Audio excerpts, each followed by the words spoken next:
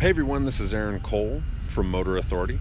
I'm here in Marina del Rey, California, live with the 2017 Maserati Levante, and it is a car that we have been waiting a while to drive, and we're glad that we can share it with you. It is one of the first ultra luxury SUVs, and so we're excited to answer any questions that you have. It's a relatively new car for the brand, but it's been on the streets for a while, so we can answer everything that you have. Well, maybe not everything, but we will try our best, and if we can't, please feel free to leave your question in the comment. We'll get back to it as soon as we can. Like I said, this is the 2017 Maserati Levante, let's chat about it. This is a regular Levante. There's also a Levante S, and the difference between the two are horsepower. Namely, this particular one makes 345 horsepower and 369 pound-feet of torque. The Levante S makes 424 horsepower, and it does the dash up to 60 miles an hour in 5 seconds. This Levante only does it in 5.8, and I say only considering that it's a big, heavy car, and it is that's still quick. That's still impressive. This model is black. The Italians, or Maserati, calls it nero, which is Italian for black, and it kind of hides the curves that makes the Levante appealing. I think the exterior sheet metal is probably one of the most appealing parts, but let's talk about it from stem to stern. Andy, good question. We're going to get to the engine in just 2 seconds. We're going to talk about this kind of the exterior styling. It's got a big kind of signature Maserati grille with a trident up front, big large opening for massive cooling. Andy, it needs to cool a 3-liter V6 twin turbocharged, and like I said, that's up to 345 horsepower.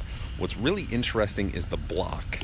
The block is actually shared corporate Chrysler architecture, and it's a version of the 3.6 liter V6.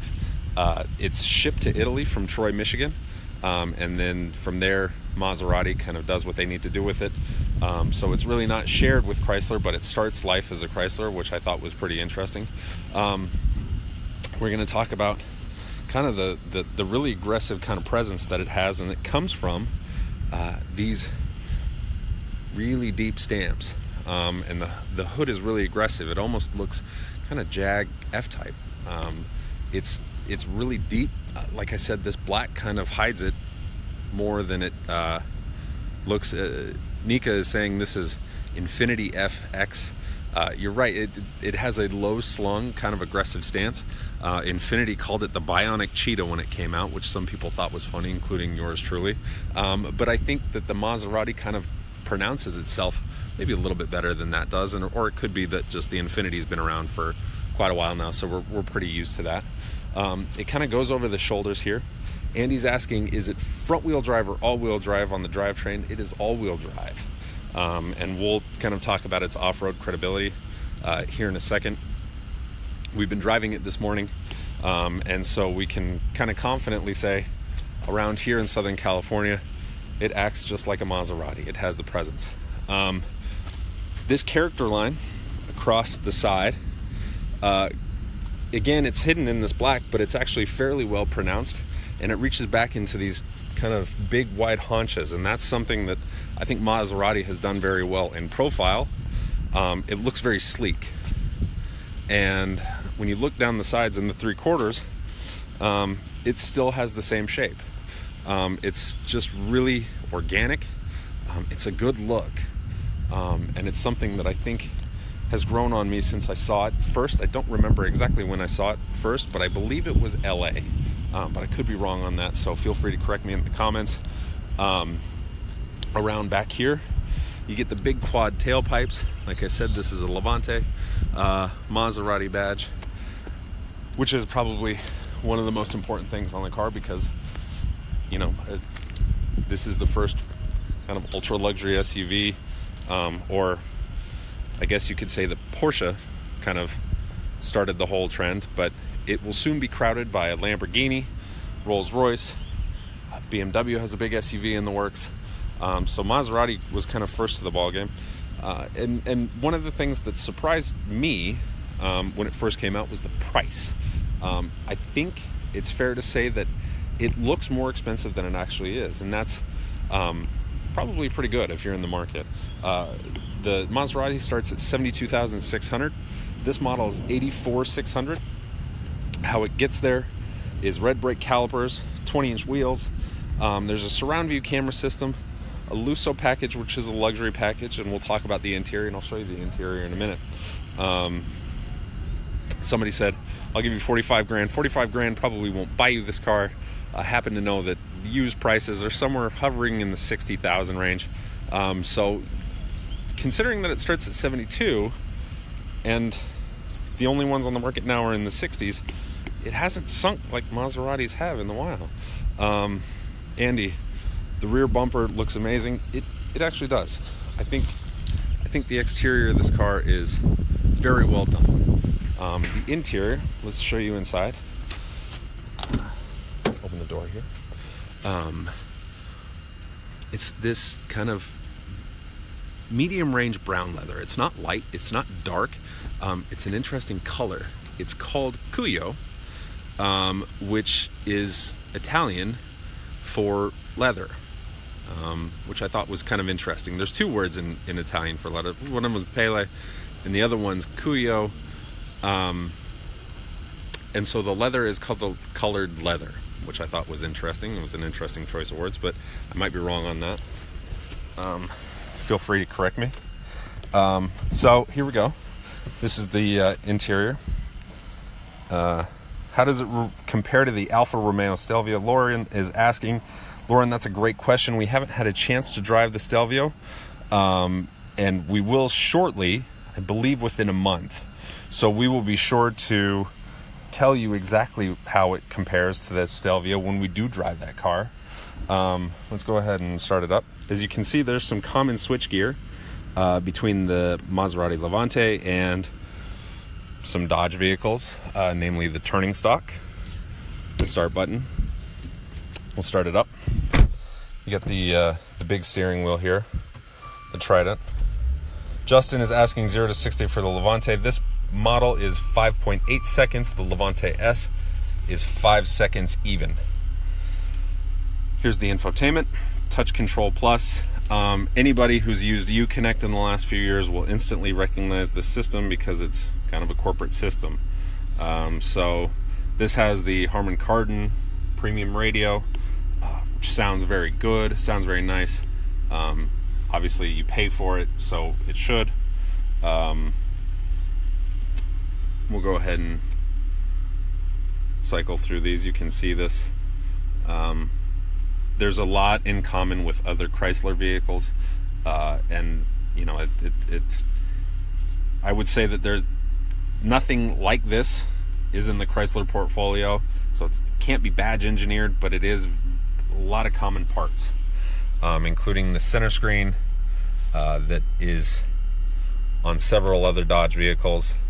Fonts are the same, acts the same, does the same, and for what it's worth, it's actually very well executed in Chrysler vehicles. So Uconnect, as it's called there in Jeeps and Rams, is a very good system. It's reliable, and what I really appreciate is this center row of buttons that kind of lets me go quickly to where I need to be, and everything acts like you would expect it to, does what it says and says what it does, and I can appreciate that. This wood trim, I'll show you here, is an option. It's one thing that I think maybe could be done a little bit better. It looks very nice, but it doesn't have, kind of opens up to reveal kind of a lower grade plastic than I was expecting. And it's kind of the same cup holders here. You know, these are just little things. And like I said, it starts at $72,600, which I didn't know that from the outside that it would cost that much, and I think that was surprising when it first came out. It appears to be a bargain. I don't know that I'm the first person to say that this is a bargain luxury SUV, but it's kind of getting that rep, and it's interesting. This is a shifter that I don't think that I've seen anywhere else in the Chrysler family, so I would say that it's Maserati only, but I don't know that for a fact, but I haven't seen it anywhere else. It's a leather wrapped steering knob, feels good. The only thing that I would say is that it just doesn't have a weight that a luxury car would, you would be expecting from a luxury car. It almost feels a little hollow. So as you grip it and go, it's like, oh man, I kind of wish that there was a little more weight there. There was a little more heft. Now what I will say is this row of buttons here, this is the dynamic control kind of stack. And these are really well done. These are really good feeling, solid kind of feedback buttons, and I like them. We can talk through these. This is obviously your traction stability control. Disable if you want to. I wouldn't suggest doing that in a big heavy car like this, but some people do. This is a manual mode, and it's well, it kind of does what it says. This is ICE, which if you read our sister site Green Car Reports, means internal combustion control or internal combustion engine. This in Maserati speak means increased control and efficiency mode. So this is essentially your eco button. This is your normal button. Toggle it back and off, on and off for normal. Here's your sport button, and a lot of people love the sport button. This is we know we have the sport mode. Excuse me, let me toggle this. So now we have sport suspension mode on. We hit it one more time, we're gonna go off. Sport mode on, sport and suspension mode on. And what that does is that opens the baffles on the exhaust. I don't know if you can hear that, but it actually has a really low rumble for a V6, which is not a natural sound for a car to make, but it's a really low kind of burble at idle. It doesn't actually it doesn't do a whole lot at speed. It almost quiets down at speed, which we thought was really interesting on our drive. But at idle, it sounds the part. It sounds mean. It sounds tough. We'll turn it one more time. Sport suspension mode on. That stiffens up the dampers. That also adds a little bit of weight to the steering. We haven't driven it enough to know if it changes the ratio of the steering. It quickens it up much. But we'll report, like I said in our story, which should be on Motor Authority either Friday or later on this weekend. So be sure to check that out. And here's this off-road button. And what's interesting is it has a dynamic ride control, which means that the suspension raises and lowers 5 different heights. Anybody who's been in a Jeep Grand Cherokee with Select Terrain, I believe it is, knows what I'm talking about here. There's off-road 2, off-road 1, normal ride height. There's a lowered suspension for aerodynamic at speed to drop it down a little bit lower. That comes in, that kicks on. Aerodynamic 1 is at 80 miles an hour. Aerodynamic 2 happens at 100 miles an hour, which of course there are no roads in the US with a 100 mile an hour speed limit. So we're telling you that because we read the press release. We promised that if we had gone 100 miles an hour in the Levante in Southern California, there would be really no way to know other than to say that this is how it goes. Justin is asking, is it all-wheel drive? Yes, it is. That's standard. You get a cubby hole. Interior storage is actually pretty deep, pretty wide. Chrysler vehicles tend to do that pretty well. Let's go ahead and hop in the back. I'm a fairly tall guy. I'm also kind of a big guy, so I'm 6'2", 6'3" with the afro. That's my driving position, and as you can see, my knees are just touching the back of the seat. In all honesty, I've got a lot more leg than I do torso, so I probably have longer legs. For people who can relate, guys who can relate, I don't necessarily fit into the economy cabin in an airplane. I do fit back here, but just barely. I'll show you the panoramic sunroof here. It's a beautiful day in Southern California, like it is all the time. The sunroof cuts into headroom a little bit, but like I said, I've got enough room, especially with this kind of tapered roof line, to sit behind myself, which means that I have enough headroom, just barely.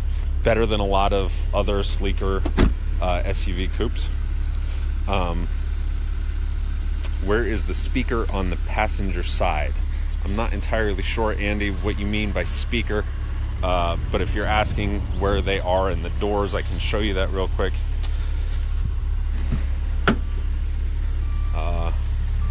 There's one. There's another. Hopefully that answers your questions. Very similar stylings as the Cherokee on the interior, Justin. Good point. There are some common features, and like I said, the infotainment is pretty similar, but otherwise, I don't see a whole lot of similarities. I mean, obviously the two models are related, but I think the Grand Cherokee is pretty separate. This doesn't feel like a Grand Cherokee to me. I like the Grand Cherokee. I've driven a lot of them, and I think that that's a very well done SUV that Jeep absolutely needed. Excuse my backpack, guys. But to me, this is a sleeker, more stylish SUV. I'm not entirely sure that this is a Jeep Cherokee clone. The Jeep Cherokee, not the Grand Cherokee. I understand. Again, I mean, maybe just in the switchgear, but I think that these are pretty different models. The seats are actually really well done. They're really supportive, power adjustable, lots of bolsters. Power adjustable, you would expect that from a luxury SUV that you're paying more than $70,000 to start, and they don't disappoint. They're not infinitely adjustable like some Mercedes seats. The ones that I can compare them more closely to is probably the GLE 43 seats, and those are, Mercedes does a really good job with their AMG sport buckets. I would say Maseratis are close, maybe just, not quite there, but you know, I think Mercedes has been doing it a long time. They have economy of scale. Show under the hood, let's do that. It's a great idea, guys. Again, we're gonna have a story up on motorauthority.com Friday, so you can read all about this. Let's get the hood open. Guys, if I'm not getting to your questions now, and you're gonna have to excuse me, your questions kind of pop up, go away real quick. If I don't get to them, I promise I'll try and answer them as best that I can in the comment field later on. Christopher, we love you too. Thank you so much for reading. Here's the heart of the Maserati. It's a V6 engine. It's a 3-liter V6. Like I said, it's Maserati builds it themselves, but they do get the block from Troy, Michigan. So Maserati starts life in Troy, which I think is pretty awesome. Max, you're asking if I've done an exhaust clip yet. I can show you the exhaust. It'd be hard for me to rev it because I can't be in two places at once, but let's walk and talk around the engine compartment here. Robert, we'll do that. Like I said, it's a twin turbo V6, 345 horsepower in this configuration, more than 400. I believe it's 424 in Levante S configuration, which is a beast. That's a lot of horsepower. As you can see that there's Maserati touches everywhere. Pretty cool stuff. Let's close this up. Let's go around back.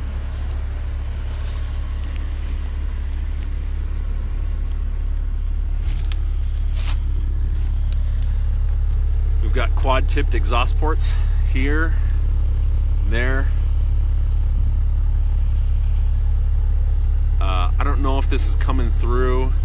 Let's see if I can get the mic on so you guys can hear some of the noises coming off here.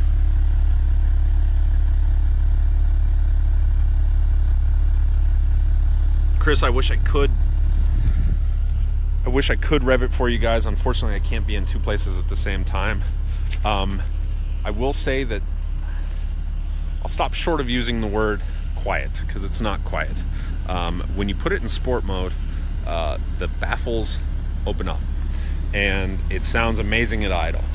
At speed, it's not the same rumble, which I thought was interesting. Max, I would love to. I would love to leave the camera. Unfortunately, I don't know who would take it. It's a yacht club, so it's probably safe. This is probably the least expensive thing within a 20-mile radius, but it's not mine. It's the company's. So I would prefer to hang on to it. Let's take a look real quick inside.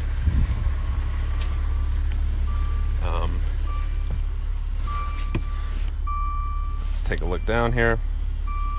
Really wanted to show you guys this controller, which doubles as a infotainment controller on the bottom. The top, it's a volume knob. There are no external kind of markings as to what it does, which is a little kind of discombobulating at first when you first get into the car, because you kind of wonder, well, how do I mean, it's a touch screen here, as you can see, but there's also redundant controls here. And we do appreciate buttons and knobs at Motor Authority, believe it or not. Not everything needs to be a touchscreen, not everything needs to operate like a smartphone. Redundant controls are great. It's just, there's really no clear indication as to what these buttons do.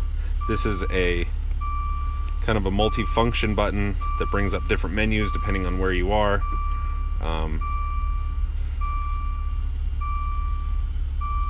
Then a back button. And again, this switchgear actually feels really good. The shift knob is a little kind of, I don't want to say cheap feeling, but it is a little hollow. It's just, you would think that there would be more weight to a luxury shift knob, but it's just not there. Here's your ride height selector, electronic parking brake, and this wood trim is optional, and it's nice. It looks nice on the front. It's very well done. It doesn't actually attract as many smudges as you think it would be for all that high gloss, but when you open it up, it's kind of a weird plastic in there. Robert is asking, is that a speaker on the dashboard? Yes, it is, Robert, but it's also doubles as vents, and these are your open and close vents. There's also a speaker in there, so it's kind of a dual purpose thing. Edward is asking, can you upgrade that shift lever? Edward, that's one of the first things we're going to take a look at. We'll see if that's an option. Certainly I would hope so, but that could be something that Maserati does in the future. As you can see, it's really interesting kind of frame here. It's the pillar is actually almost looks like it would be glass, so it really gets that kind of frameless pillar, but there's a solid pillar there. The glass itself is frameless though, which is a nice touch. And this rear door kind of opens really wide. I don't know if you guys can see that, if you can notice that, but that makes entry and exit into the back extremely easy. And the back seat tumbles forward, reclines as well. I don't know the exact degree that it reclines, but I do know that it does. And a glass roof. It's a panoramic sunroof, Christopher. It opens partially. You can see exactly where it opens. It closes with a fabric screen. The fabric screen is just okay. It's actually fairly thick material, so when it's closed, it does what it's supposed to do. Let's open up the rear hatch here. You can see big wide opening. Let's see if we can get the exposure correct. Pass through for skis, because we imagine that lots of people will take this up to Vail and Aspen to do their skiing, as they should. And it's actually a fairly big cargo area. Nice wide opening, plenty versatile. I don't know how many people are going to make runs to Home Depot, but you can. There's the other side. With that, guys, I think we're going to take off. Really appreciate you watching, and be sure to read motorauthority.com for our full review of this, and we'll have more later on. Thanks, guys.